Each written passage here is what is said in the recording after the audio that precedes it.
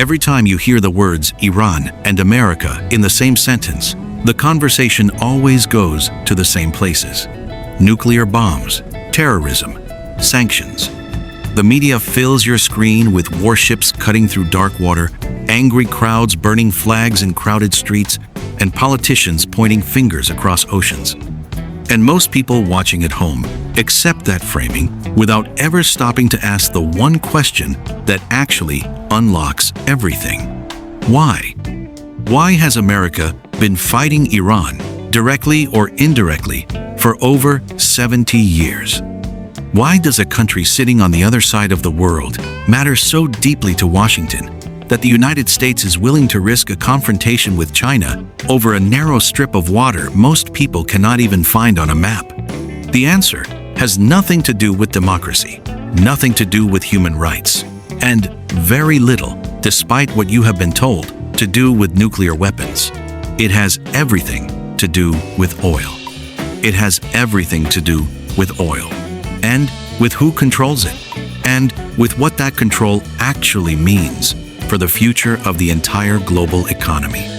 To understand where we are standing in 2026, with American destroyers blocking the Strait of Hormuz and Chinese tankers waiting nervously at the edge of a military blockade, you have to go back. All the way back to 1953. Because that single year contains the original wound. After the Second World War, Iran was not a broken country begging for outside help. It was a functioning democracy with a proud, elected prime minister named Mohammad Mossadegh. Mossadegh was not a radical. He was not anti-Western. He was simply a man who believed, with quiet and unshakable conviction, that Iranian oil should belong to the Iranian people. He stood before his parliament and told the world, Iranian oil belongs to Iran, not to foreign corporations, not to foreign governments, to the people whose land it came from.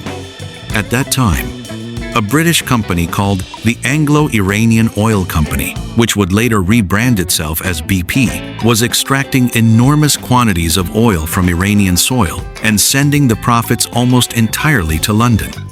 Iran received a fraction. The poverty stayed in Tehran while the wealth sailed west. Mossadegh nationalized Iran's oil industry. Britain was furious. They went immediately to Washington and repackaged Iran's oil nationalization as a communist emergency. In 1953, the CIA launched a secret operation called Operation Ajax. American and British intelligence agents moved into Tehran with cash and instructions. They paid mobs to riot in the streets. They bribed senior military officers. They funded newspapers that printed fabricated stories designed to destroy Mossadegh's reputation. They manufactured the appearance of chaos until that chaos gave the Iranian military the justification it needed to act. Mossadegh was arrested. Iran's first genuinely democratic leader was dragged from power. Mossadegh was imprisoned and later placed under house arrest for the remainder of his life. He died there in 1967, never free, never vindicated, though history would eventually vindicate him completely. That single act in 1953 planted something in the Iranian people that no amount of time or politics has ever fully dissolved. America did not just take Iran's oil in 1953, it took Iran's future. And the Iranian people have never forgotten it. In his place, Washington reinstalled Mohammad Reza Shah Pahlavi, a king, a figure who would answer to American and British interests before he answered to his own people. On the surface, Iran modernized rapidly. Western media loved the story, but beneath that surface was something Washington chose, very deliberately, not to see. End quote. The Shah's secret police, known as Savak, became one of the most feared intelligence agencies in the entire Middle East. Savak tortured dissidents. The CIA had helped create it. American advisors had helped train it. The Iranian people watched all of this with open eyes. They watched their democracy be destroyed. They watched their country's wealth leave year after year. They watched their own government crush them using methods taught and tools provided by a foreign power. And slowly, steadily, over 2.5 decades, the rage built into something that no palace, no army, and no American support could contain. By the late 1970s, the streets of Iran were full. The Shah's kingdom was coming apart. In 1979, Iran exploded. The Islamic Revolution moved through the country with a force that surprised even its own architects. Millions filled the streets. The Shah fled Iran in January of that year, sick and politically finished, never to return. He died in exile the following year, the puppet king whose strings had finally snapped. When Khomeini returned to Tehran, the crowd that met him numbered in the millions. America panicked, and its panic was not irrational. In a single revolution, Washington lost its most important anchor in the Middle East. In November 1979, a group of Iranian students stormed the American embassy in Tehran and took 52 American diplomats hostage. The crisis lasted 444 days. President Carter's military rescue attempt ended in catastrophe when helicopters crashed in the Iranian desert. Images of blindfolded American diplomats on Iranian state television burned into the American national memory like a scar. From that point forward, the relationship between Washington and Tehran was not simply strained, it was poisoned. America's response to losing Iran was not patient diplomacy. It was not a genuine reckoning with what the 1953 coup had set in motion. It was the same calculation that had always driven Washington's Middle East policy, just expressed through a different instrument. And this time, that instrument was a man named Saddam Hussein. When Iraq invaded Iran in September 1980, the world was told it was a border dispute, a regional conflict rooted in ethnic and religious tensions. There was truth in that framing. But underneath it was a layer of calculation that would only become fully visible years later. Washington saw the Iran-Iraq war as an opportunity it could not afford to waste. And Iran, consumed by an 8-year war, could not threaten American interests in the Gulf. America quietly, carefully backed Saddam Hussein. The Reagan administration shared battlefield intelligence with Baghdad, including satellite imagery of Iranian troop positions. American officials helped Iraq secure billions of dollars in financing. And when it became undeniably clear that Iraq was deploying chemical weapons against Iranian soldiers and against Kurdish civilians, Washington did not object, did not publicly condemn. American diplomats continued meeting with Saddam. The weapons and the intelligence kept moving. Nearly 1 million people died in that war. An entire generation of young Iranians was fed into a conflict that America quietly helped sustain, not to help Iraq win decisively, but to ensure that both countries remained weakened, divided, and unable to threaten the oil flow that Washington considered non-negotiable. When the war finally ended in 1988, with no clear winner and no genuine peace, Iran emerged from the wreckage, economically devastated and deeply certain of one thing. The only true protection against American power was something so strategically dangerous that even Washington would hesitate before using force. Through the 1990s and into the 2000s, the United States built one of the most comprehensive economic sanctions structures in modern history around Iran. Iranian banks were severed from the international financial system. Iranian oil exports were strangled. Hospitals struggled to source certain medicines. For the Iranian families watching their savings evaporate, for the patients who could not access medication, the experience was not clean at all. It was a slow and grinding suffocation that fell heaviest on people who had no voice in their government's decisions. What the sanctions actually produced was the opposite of their intention. Faced with isolation, Iranian engineers learned to reverse engineer foreign technology. Iranian scientists accelerated the nuclear program rather than abandoning it. Iranian military strategists spent years developing asymmetric tactics specifically designed to neutralize American naval power in the confined waters of the Persian Gulf. America tried to cage Iran with invisible economic walls, and Iran spent 30 years learning to become extraordinarily dangerous from inside a cage. By 2015, exhaustion on both sides created an opening that few had believed possible. Iran agreed to dramatic restrictions on its nuclear program, accepting international inspectors into facilities previously closed to outside eyes. In exchange, the world would lift the sanctions that had been crushing Iranian economic life for decades. For a brief and genuine moment, there was hope. Iranian families celebrated in the streets. Diplomats on both sides spoke with unmistakable optimism about the possibility of a new chapter. That chapter lasted less than 3 years. In 2018, President Trump withdrew the United States from the nuclear deal entirely. He reimposed every sanction that had been lifted and added significant new ones on top. The policy was given a simple name: maximum pressure. The Iranian government drew from this a conclusion it had long suspected but had allowed itself to doubt. America could not be trusted to honor agreements. No matter what Iran gave up, no matter what was signed and verified and inspected, Washington would always find a justification to maintain pressure. Iran responded by rapidly accelerating its nuclear program again, this time without the restraint the deal had imposed. It deepened its strategic alignment with Russia and China.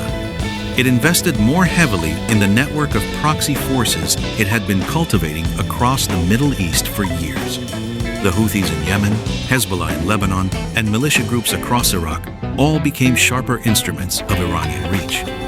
The window that had opened briefly in 2015 closed with a force that shook the diplomatic architecture surrounding it.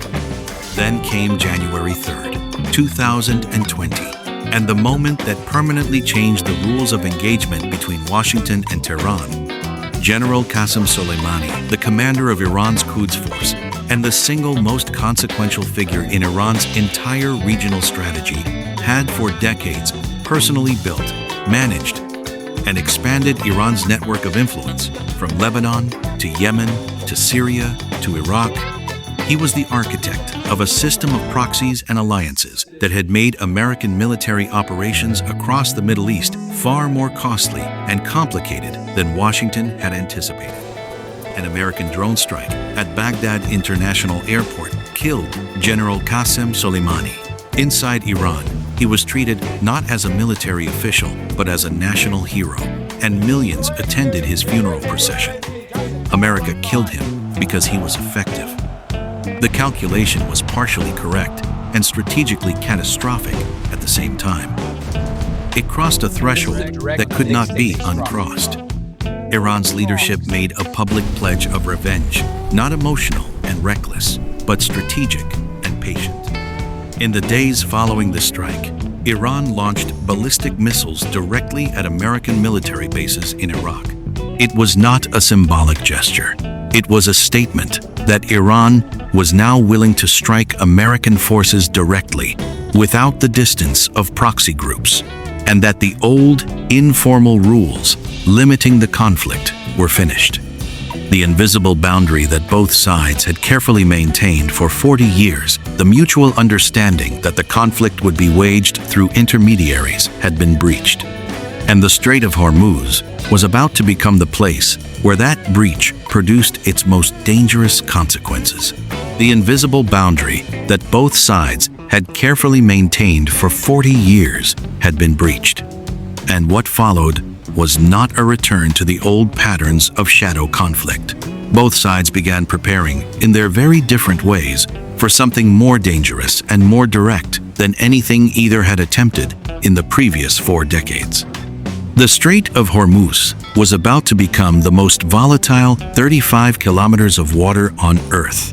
By April 2026, the strait had become the most volatile 35 kilometers of water on Earth.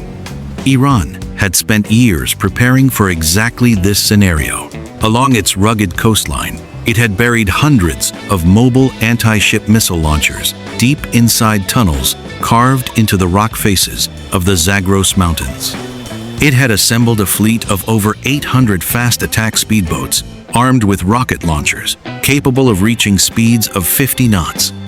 It had quietly seeded the strait's shallow waters with naval mines, invisible from the surface, and lethal to any vessel unfortunate enough to encounter one. Iran had articulated a doctrine.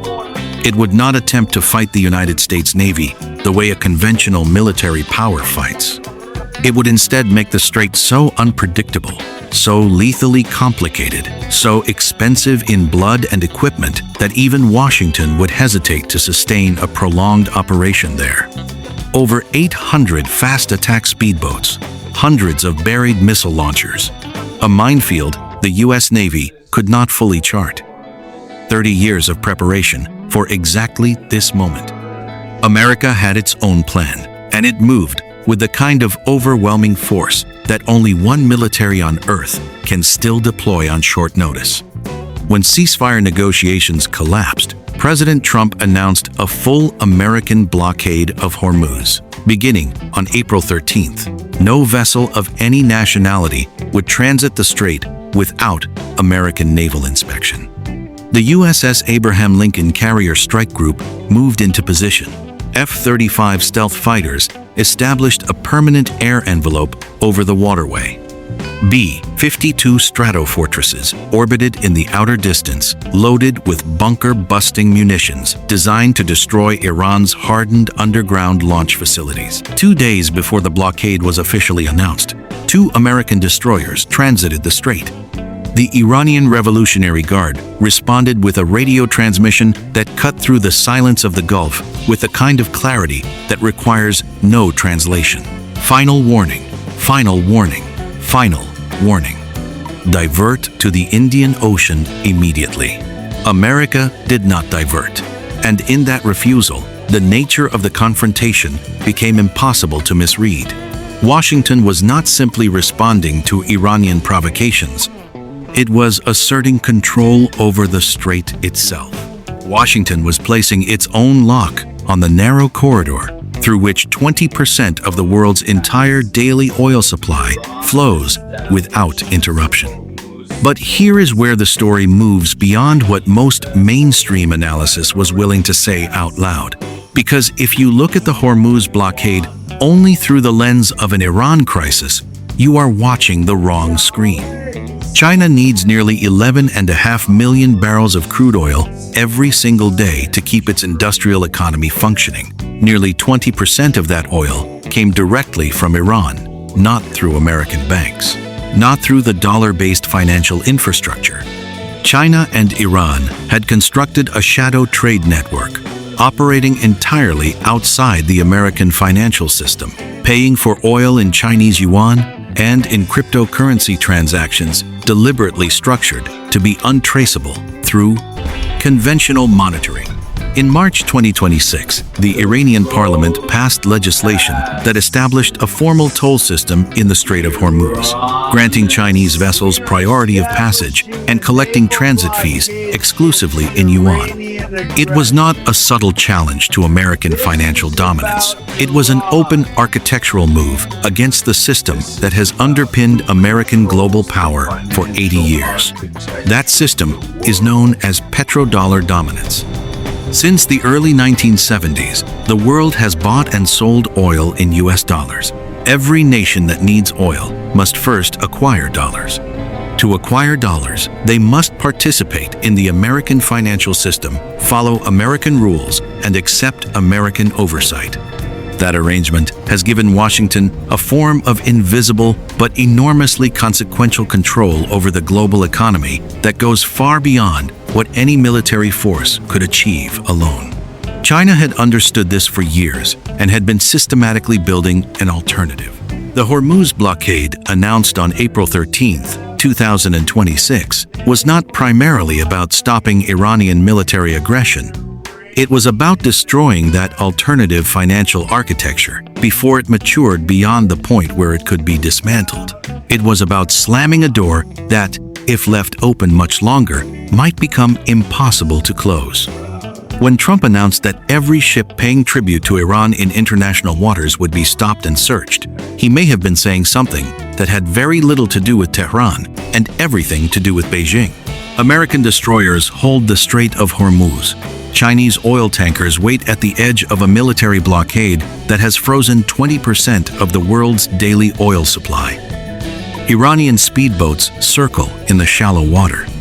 And the entire post-war global order balances on 35 kilometers of contested sea. The question is no longer whether America can physically maintain its grip on Hormuz.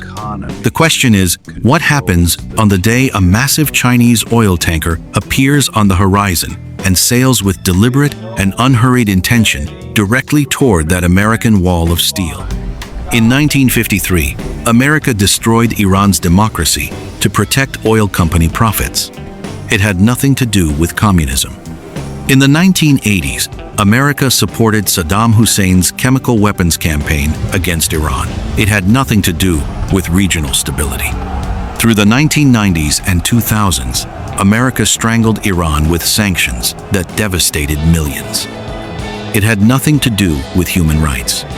In 2018, America abandoned a functioning nuclear agreement. It had nothing to do with security. In 2020, America killed Iran's most consequential military commander. It had nothing to do with justice. And in 2026, America blockaded the Strait of Hormuz. Every one of these actions, stretched across 73 years of continuous conflict, follows a single, unbroken line. Whoever controls the oil controls the global economy. Whoever controls the global economy controls the future. And America has been fighting sometimes in the open and sometimes in the darkest shadows of covert operations to ensure that it remains the country holding that control. Regardless of what it costs the people living in the lands where the oil is found, Iran was never the real story. It was always the door. And the question of who holds the key to that door has defined the most consequential geopolitical struggle of the past century. The question is, what happens on the day a massive Chinese oil tanker appears on the horizon and sails with deliberate and unhurried intention directly toward that American wall of steel? Because on that day, the decisions made in Washington and Beijing will determine something far larger than the price of a barrel of crude oil. They will determine whether the world order constructed after 1945, with the dollar at its center and American naval power as its enforcer, survives into the next century. They will determine whether we are crossing the threshold into something entirely new, something that the maps we use and the history books we read have not yet found a language to describe. From 1953 to 2026, the game has always been the same. The stakes have simply grown large enough that the entire world can finally see them clearly.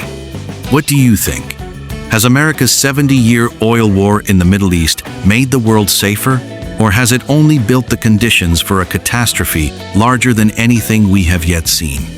Share your analysis in the comments below.